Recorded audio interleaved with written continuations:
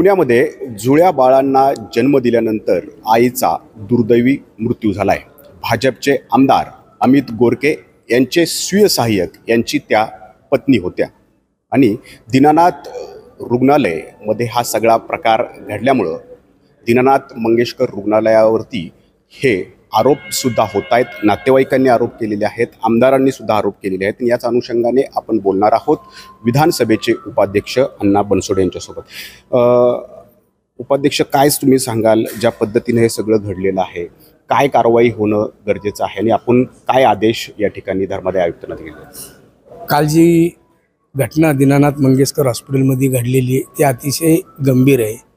खरं तर पैशा अभावी पेशंटची दखल न घेतल्यामुळं डॉक्टर लोकांच्या निष्काळजीपणामुळे त्या महिलेचा मृत्यू झाला असं त्यांच्या कुटुंबाचं म्हणणे आहे। मी धर्मादाय आयुक्तांना या सर्व प्रकरणाची सखोल चौकशी करून त्यांचे जे दोषी आढळतील त्यांच्यावर कठोर कारवाई करण्यात यावी असे मी आदेश देण्यात येणार आहे। खरं तर हे सत्ताधारी भाजपचे आमदार त्यांचे स्वीय सहाय्यक होते, त्यांच्या पत्नी आहेत, त्याच्यामुळं हे प्रकरण थोडं उचलून पकडलेलं आहे। परंतु असे अनेक प्रकरण जे आहेत ते घडत असतात। अनेक रुग्णालयामध्ये जे पेशंट येतात पैसे नसल्यामुळे त्यांच्यावरती उपचार केले जात नाहीत।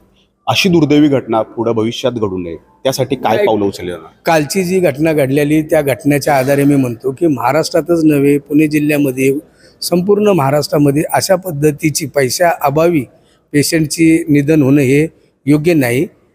एक कारण असं आहे की ते अमित गोरके यांचे PA होते, त्यांच्या पत्नीच्या माध्यमातून ह्या गोष्टीवर खरं तर प्रकाश पडलेला आहे। पण यापूर्वी अशा प्रकारच्या अनेक घटना महाराष्ट्रामध्ये घडलेल्या आहेत।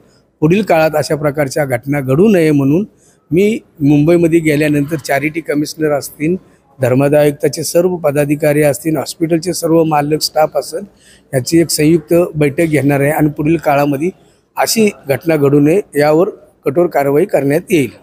तर उपाध्यक्ष अण्णा बनसोडे यांनी धर्मादाय आयुक्तांना यासंबंधी चौकशी करण्याचे आदेश दिलेले आहेत। चौकशीत नेमकं कोण दोषी आढळतं आणि त्यांच्यावरती कुठली कारवाई होते याकडे सर्वांचं लक्ष आहे। परंतु आता उपाध्यक्ष हे मुंबईला जाणार आहेत आणि जे धर्मादाय आयुक्त आहेत प्रत्येक जिल्ह्यातील त्यांना बोलवून कठोर नियम बनवण्याच्या अनुषंगाने सुद्धा पावलं उचलली जाणार आहेत, जेणेकरून भविष्यात अशी दुर्दैवी घटना पुन्हा एकदा घडू नये। नाजिमुल्ला, ABP माझा, पिंपरी चिंचवड। ABP माझा, उघडा डोळे बघा नीट।